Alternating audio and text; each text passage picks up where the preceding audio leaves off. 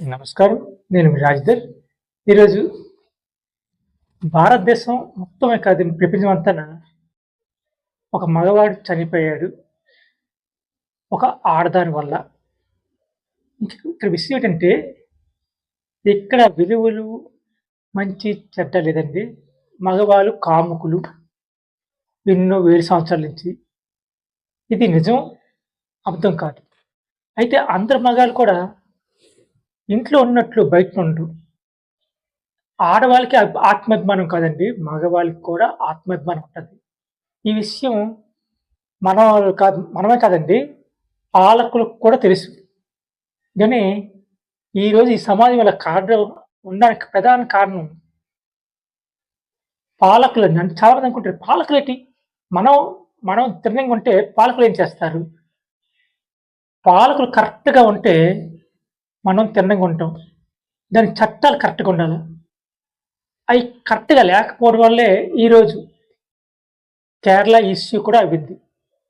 ఏంటి ఒక అమ్మాయి వల్ల దానికి చట్టానికి సంబంధం ఏంటంటారు? నిజమండి. దానికి తర్వాత చెప్తాను. ఇక్కడ అమ్మాయి, అబ్బాయిని కొంచెం ఎలాగైనా మిస్‌యూజ్ చేసి ఆ అబ్బాయిని వల్ల ఆమె పేరు సంపాదించుకోవాలని, ఎక్కువ డబ్బులు సంపాదించాలి. ఎందుకంటే డబ్బులే కదా! ఈ దేశంలో గాని, మనిషికి గాని, మనిషి పుట్టిన తర్వాత చదువు కోసం కానీ ఏది చేసినా మనుషులందరూ ఏ పనులు చేసినా డబ్బు, డబ్బు, డబ్బు. అసలు ఈ కాలంలో ఇంకా ఎక్కువండి. విలువలు లేవు. సమాజంలో పద్ధతులు లేవు. సంప్రదాయాలు అసలు లేవు. సంప్రదాయాలనేవి మనిషి యొక్క విలువలకి నిదర్శనం. వాటిని గంగలో కలిపేశారు ఎప్పుడో. ఎప్పటినుంచో మనోళ్ళు ఆడవాళ్ళు గొప్పవాళ్ళు, సంప్రదాయాలుగా ఉంటారు. మగవాళ్ళు ఎప్పుడు లేరు, కాముకులు అంటూ వాళ్ళని ప్రోత్సహిస్తూ వచ్చారు.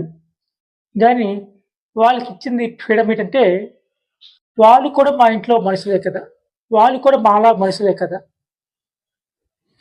అసలు ఆడవాళ్ళు తిరిగి చెడ్డారు, మగవాడు తిరగక చెడ్డాడని పాత నానుడి ఉందండి ఒకటి.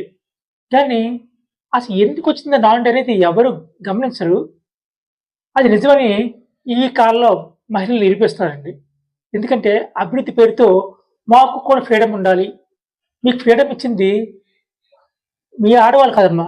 మగవాళ్ళు ఇచ్చారు. ఎందుకంటే మా చెల్లెలు, మా తల్లి, నా కూతురు, నా భార్య వీళ్ళందరికీ కూడా నా ఆడవాళ్ళే. అందరూ ఒక అక్క, చెల్లెళ్ళు అందరూ అవుతారు కాబట్టి వాళ్ళకి మాలాగా స్వతంత్రం ఉండాలి అనే ఉద్దేశంతోని వాళ్ళకి ఒక ఫ్రీడమ్ ఇవ్వాలి. వాళ్ళు కూడా మనుషులే కదా! వాళ్ళు మాలాగా బతికారు కదా! మాలాగా పుట్టారు కదా! అని చెప్పేసి వాళ్ళకి కూడా ఈ జనరేషన్‌లో ఫ్రీడమ్ ఇవ్వడం. అంతేకాదు పాలకులు ఏం ఆలోచించారంటే వాళ్ళు బలహీనులు అనే ఉద్దేశంతోని వాళ్ళకి పథకాల దగ్గర నుంచి అన్నీ ఇవ్వడం మొదలెట్టారు. గానీ ఈ కాలంలో ఆడవాళ్ళు మంచిగా ఎళ్తున్నారా? చెడ్డగా ఎళ్తున్నారా? అని మీరు ఆలోచించుకోవాలమ్మా. ఎందుకంటే మాకు తెలిసి మగవాళ్ళు అందరూ కూడా చెప్తున్న విషయం ఒకటే. ఆడవాళ్ళు తప్పుగా వెళ్తున్నారు. మంచి రూట్‌లో ఎళ్ళడం లేదు. ఎందుకని అందరిని అనడం లేదు. కొందరు మాత్రం ఇలాగెళ్తున్నారు. ఏదైనా దానికి కూడా కారణం డబ్బు. అందుకే ఈరోజు వివాహ వేదిక, వివాహాలన్నీ విడాకులవుతున్నాయి. ఒకప్పుడు ఒక 1000 మందిలో ఒకళ్ళు విడాకులు తీసుకుంటే మగవాళ్ళు, ఇప్పుడు 100 మందిలోనూ 50% ఆడవాళ్ళు విడాకులకి ఎగబాకుతున్నారు. మాకు ఫ్రీడమ్ లేదు, మాకు ఫ్రీడమ్ లేదు. కారణం వాళ్ళకి ఆర్థిక ప్రగతి వచ్చిసిందట. ఆర్థిక ప్రగతి వస్తే విడాకులు తీసేసుకుంటారా? స్వతంత్రం లేదా? సమాజంలో సంప్రదాయాలు లేవా? అంటే మీకేంటంటే విడాకులు ఇచ్చేస్తే మళ్ళీ పెళ్ళిళ్ళవుతున్నాయి అని ఒక నానుడి. అంటే మగవాళ్ళు కాముకులు కాబట్టి పెళ్లి చేసుకొని రెడీగా ఉంటారని అనుకుంటున్నారు. లేకపోతే మేము సంపాదించింది మగవాడికి ఎందుకివ్వాలి? అని తప్ప ఇంకో రకంగా ఆలోచించరు. ఇక్కడ కేరళ ఇష్యూకి దీనికి సంబంధం ఏంటి అంటున్నారు. అంటే లేడీసు ఇంత ఫాస్ట్‌గా ఎళ్ళడానికి కారణం డబ్బులే కదండీ! ఆ డబ్బుల వల్లే కదా ఈరోజు ఆవిడ అలా చేసింది. ఆ డబ్బులు లేకపోతే ఈరోజు ఆవిడ అలాగా ఆ విధంగా ఎందుకంటే మనం యూట్యూబ్‌లో చూస్తున్నాం చాలామంది లేడీస్‌ని. ఎంత వరస్ట్‌గా ప్రవర్తిస్తున్నారు, ఎంత వరస్ట్‌గా ఉంటున్నారు. అసల సమాజంలో విలువలు లేకుండా ఉంటున్నారు. లేదు కదా! మంచిగా ఉండాలి, మంచిగా బతకాలి, మంచిగా ఆలోచించాలి చెప్తాను. మీరు మీ భర్తతో కాకుండా వేరే వాళ్ళతో సంబంధాలు పెట్టుకొని నడుస్తున్న ఆడవాళ్ళకి చెప్తానండి. మీరు దేవుళ్ళ దగ్గరికెళ్ళకండి. అలా తిరుపతెళ్ళడం గాని, ఎక్కడికెళ్ళకండి. ఎందుకంటే అది కూడా పాపమే. పాపాలు చేసి దేవుడి దగ్గరికెళ్లి దండాలు పెడితే దేవుడు మీకు కరుణించడండి. పాపాలు చేసి చాలా డబ్బుల కోసం ఇన్ని రకాల రాగాలు తీసినా దేవుడు మిమ్మల్ని క్షమించడు. ఎందుకంటే మీరు చాలా చాలా లెక్కలేసుకొని బతికేస్తుంటారు. నాటకాలాడుకుంటూ. అది పద్ధతి కాదు. మీకు అర్థమైందా అనుకుంటాను.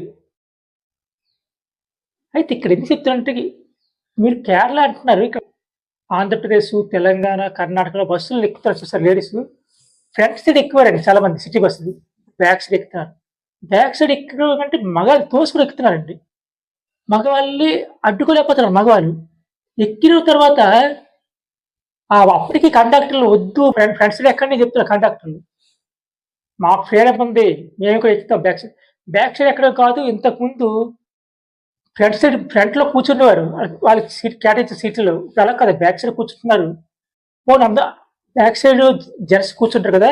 ఆ జెంట్స్ సీట్ కూర్చున్న దగ్గర ఎవరైనా ఖాళీ ప్లేస్ ఉంటే అందులో కూర్చుండిపోతున్నారు. ఖాళీ ప్లేస్ అని దబాయించి కూడా. అదే విధంగా మనం ఫ్రంట్‌లోనో ఎవరు లేడీస్ ఖాళీగా ఉంటే జెంట్స్ ఎళ్లి కూర్చుంటే ఇలా మొఖం చూసి మీరు ఆడవాళ్ళా? మీరు మగవాళ్ళు కదా! ఎలా ఎక్కిపోతారు? ఎలా కూర్చుంటారండి అన్నట్లు చూస్తారు. సిగ్గేస్తుంది. ఈ సమాజంలో లేడీస్ ఏ విధంగా ప్రవర్తిస్తున్నారో అర్థం అవ్వడం లేదు. వాళ్ళకి ఫ్రీడమ్ తప్ప మగవాళ్ళకి ఫ్రీడమ్ అనేది ఈ కాలంలో లేదండి. భయపడుతున్నారు మగవాళ్ళు. ఇదంతటికి కారణం చట్టంలో చేసే లొసుగులు. ఈ సహజీవనం ఇలాంటివి కూడా తీయాలండి. ఎందుకంటే దీనికి దానికి సంబంధం అంటే ఇప్పుడు కాకపోతే ఎప్పుడు మాట్లాడలేము. ఎందుకంటే సహజీవనం అనేది రద్దు చేయకపోతే అవ్వదు. ఈ సహజీవనం రావడం వల్లే కొన్ని యాప్‌లు ప్రమోషనల్ యాప్‌లు, ఫ్రెండ్‌షిప్ యాప్‌లని ఇలా రకరకాల యాప్‌లొచ్చాయి. దానికి ఓఈ రూమ్స్ అని, తర్వాత పార్ట్నర్స్ రూమ్స్ అని ఇయన్నీ ప్రభుత్వాలు తెలిసే అనుమతులిస్తున్నాయి. ఇది చట్టానికి వ్యతిరేకమని తెలుసు. ఆదేశ సూత్రాలు, ప్రాథమిక విధులు వీటికి వ్యతిరేకం చట్టంలో. ఆ హక్కులు ఉంటుండగా కూడా ఇస్తున్నాయంటే కోర్టులు ఇస్తున్నాయి. అయి కోర్టు ఎందుకు ఇచ్చిందంటే ఎవరికో అవసరమని ఇచ్చింది. ఇది అందరికీ ఇంక్లూడింగ్ కాదు. దాన్ని అందరూ వాడేసుకుంటున్నారు బాగుందని.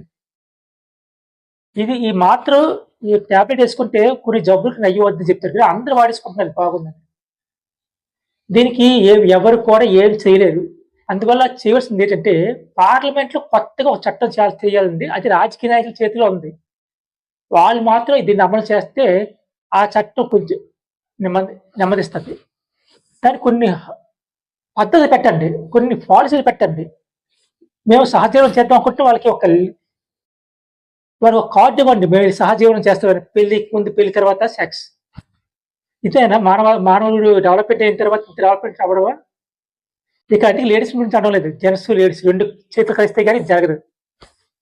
చెప్తుందేంటంటే ఇష్యూ బస్సులో కూడా ఎంత జనాభా ఉంటున్నా ఇలాగవుతుందంటే ప్రతి దగ్గర అలాంటి ఇష్యూలు జరుగుతుంటాయి. అక్కడ వీడియోస్ తీశారు కాబట్టి సరిపోయింది. లేకపోతే ఇలాంటివి జరగవని అన్ని గ్యారంటీ ఉందా? జరుగుతుంటాయి. అమ్మ లేడీస్ మీకు ఎంత చెప్పినా మీకు అర్థమైనా మాకు సంబంధం లేదు. మా పని అయిపోతుంది అనుకుంటున్నారు. ముందు నుంచి ఎక్కండి బస్సులు.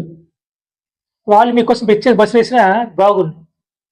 ఏసారనుకోండి మామూలు బస్సు జెంట్స్‌కేస్తే లేడీస్‌కేస్తారు. అది ఎక్కేవాళ్ళకి డబ్బులొస్తాయి.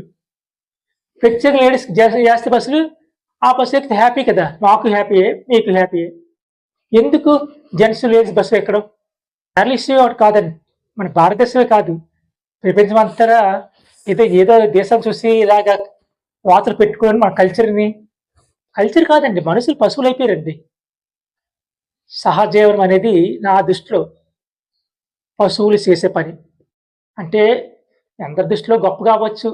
అది అవసరాన్ని బట్టి. గానీ పెళ్ళయ్యి భర్తుండి కూడా ఏ తల్లి కూడా వేరే పక్కన పడుకుంటే కొడుకు ఒప్పుకోడమ్మా. ఏ మగాడు ఒప్పుకోడు. గానీ ఇక్కడ డబ్బులు అని ఒక వ్యాపకం ఉన్నది చూసారా? డబ్బుల కోసం సైలెన్స్‌గా మగాడు ఇలా కూర్చుంటాడంతే. ఏం చేసినా ఆడవాళ్ళు. ఆళ్ళకి తెలీదా? బాధపడుతుంటారు, ఏడుస్తుంటారు. మీకు కన్నీళ్ళంటే ఇంతకుముందు కన్నీళ్ళు ఏడుస్తారు కానీ లోన ఏడ్చేవాళ్ళు మగవాళ్ళేనమ్మా. మిమ్మల్ని చూసేవాళ్ళు మగవాళ్ళే. ఎందుకంటే ఆళ్ళు పుట్టుకతోనే ఆడవాళ్ళని ఉద్ధరించాలనే ఉద్దేశంతో పుడతారు. అంటే చాలామంది ఇప్పుడు సంపాదిస్తున్నారు కదా అనుకుంటారు. కానీ ఆ సంపాదనలో ఇది నాది, నీది అని లెక్కేస్తున్నారు. పాతకాలంలో లేరు లేరమ్మా. ఇప్పుడు జనరేషన్ మారింది. అవకాశాన్ని వినియోగించుకోవాలి. ఎందుకంటే పూర్వకాలం నుంచి ఇలాగ ఆడవాళ్ళు డెవలప్‌మెంట్ చేస్తున్నారు.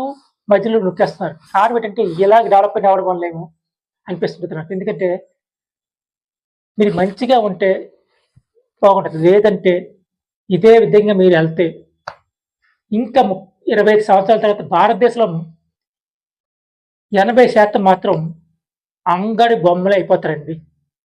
నిజం. అప్పుడు ఉంటారు. గానీ అంగడి బొమ్మలు వేరు, పద్ధతులు వేరు, సంప్రదాయాలు వేరు. మంచిగా ఉన్నవాళ్ళు.